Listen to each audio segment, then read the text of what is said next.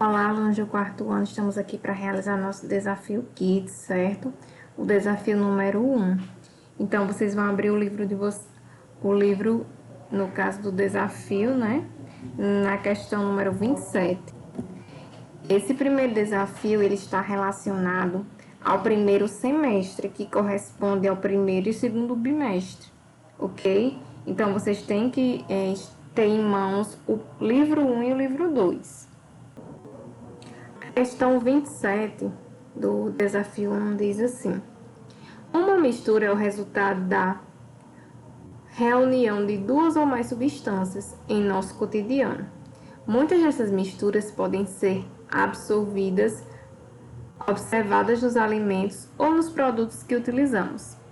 Elas podem ser classificadas em homogêneas ou heterogêneas, de acordo com a possibilidade de identificar ou não as diferentes substâncias que foram misturadas.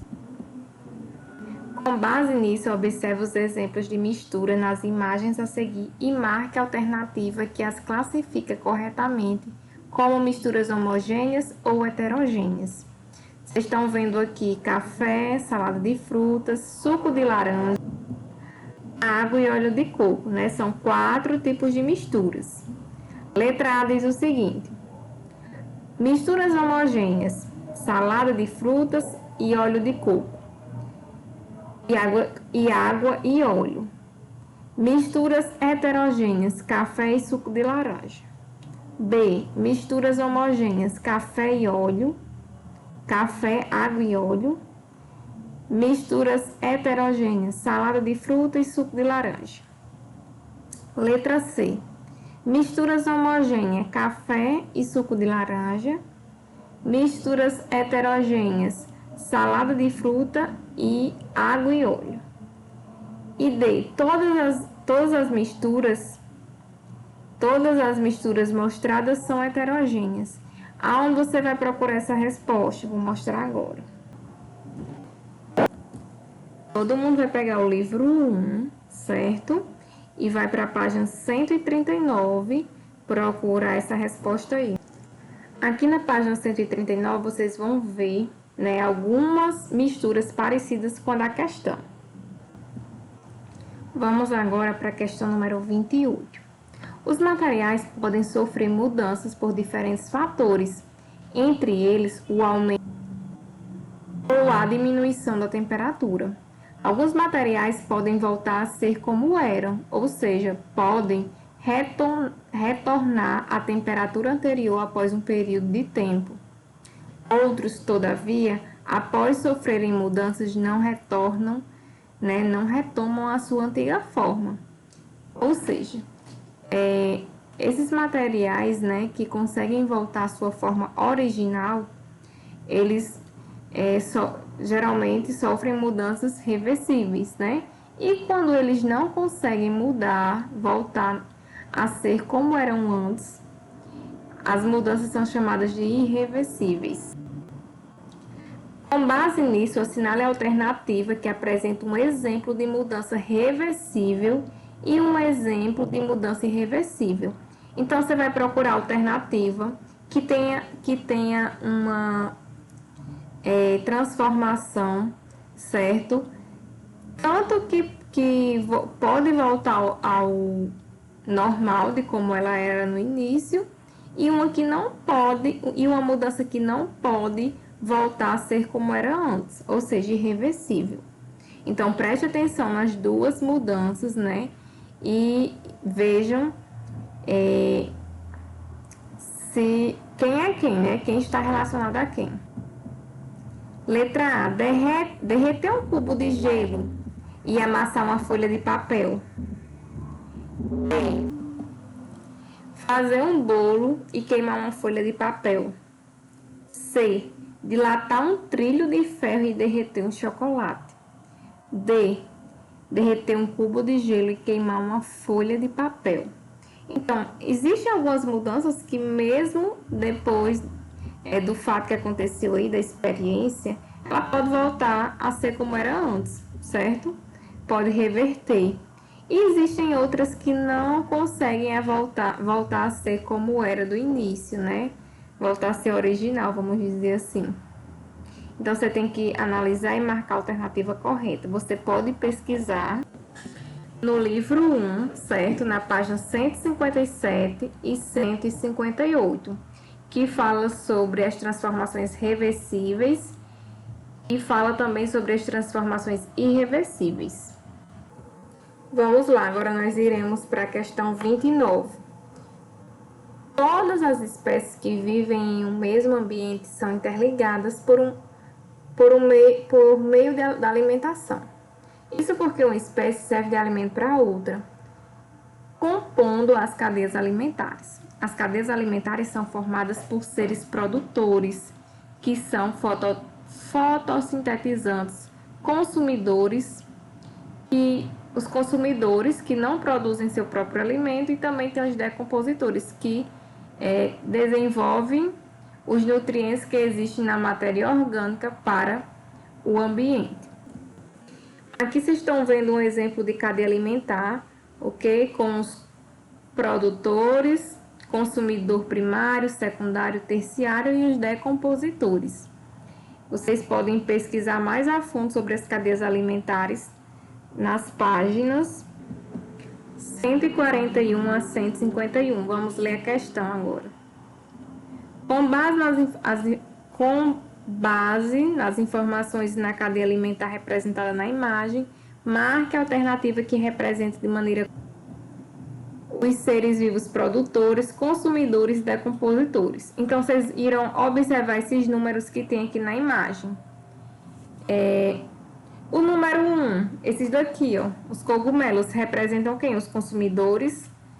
O 2, os produtores. E o número 3, que são esses 3 animais aqui, os decompositores. Tá informando corretamente quem é quem nessa cadeia alimentar? B, 1, decompositores, 2, produtores e 3, consumidores.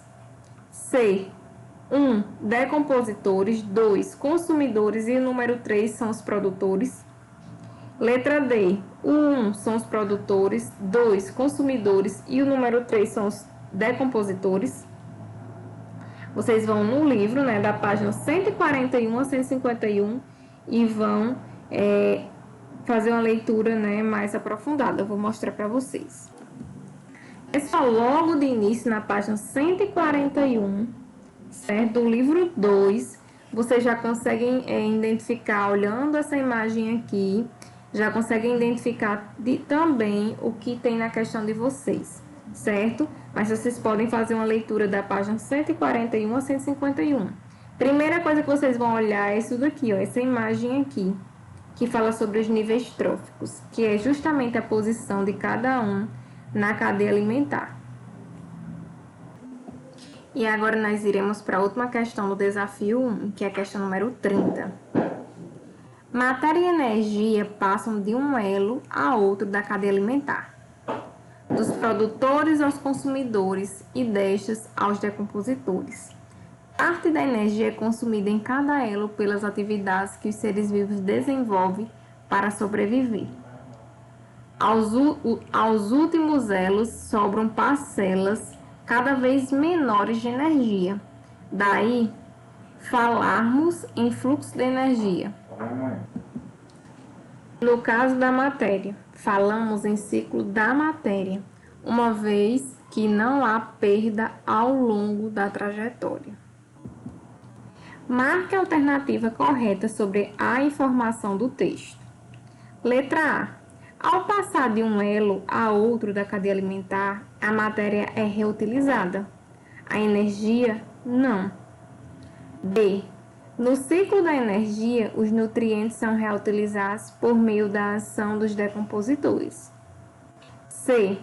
Ao passar de um elo a outro da cadeia alimentar, a matéria acaba, a energia não. D. Na cadeia alimentar, as plantas têm menos energia disponível do que os consumidores. Vocês vão precisar, né, de pegar o livro número 2 para responder a questão número 30. Vão ler a página que fala sobre energia nos ecossistemas. Nessa página, tanto fala sobre energia quanto fala sobre a matéria, ok? Aí vocês vão ler a página 166 e a 167 também, ok? Agora eu irei explicar sobre o desafio Kids número 2, certo? Para responder o desafio Kids número 2, vocês precisam ter em mãos o livro número 3, certo? E o livro número 4. Essa provinha aqui é referente ao segundo bimestre, ou seja, ao terceiro e ao quarto bimestre. Então, vocês precisam ter o livro número 3 e número 4 para conseguir responder. A questão número 7, né, que é a primeira questão de ciências do desafio, diz assim: leia o trecho da reportagem abaixo. A reportagem diz o seguinte: microscópio impulsionou descobertas. O microscópio teve para a biologia o mesmo impacto que seu parente para ver mais longe, o telescópio, que teve para a astronomia, né? Graças aos microscópios foi possível descobrir todo um novo mundo desconhecido da ciência, aquele dos seres vivos de dimensões muito pequenas, microscópicas, os chamados de micróbios. A invenção do microscópio possibilitou a... Então, você vai ler as 4 alternativas e vai marcar uma. Letra A. Visualização de plantas sendo utilizada da mesma forma que os telescópios. B. Visualização de seres e estruturas muito pequenas, as quais não era possível observar sem seu auxílio. C. Visualização a longa distância, possibilitando a observação de estrelas. D. A observação detalhada de bactérias, que também podem ser visualizadas sem o uso desse instrumento. Então, o que é que vocês vão fazer? Vocês vão lá, vão pegar o livro número 3, né? E vão abrir na página 137, nessa página aqui, ó. Vão fazer a leitura, visualização dos micro-organismos, né? E vão entender melhor sobre o assunto e vão marcar a alternativa correta. Vamos agora para a questão número 28, certo? Diz assim: para fazer uma receita de pão é necessário utilizar farinha, açúcar, água, fermento biológico e sal. O fermento biológico é produzido a partir de um micro-organismo e realiza um processo denominado fermentação, em que são produzidos um gás que causa o crescimento do pão e o álcool.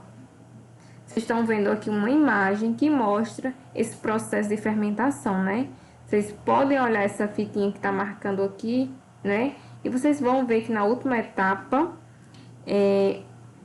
essa massa ela cresceu, né? Assinale a afirmação correta sobre a fermentação. Letra A.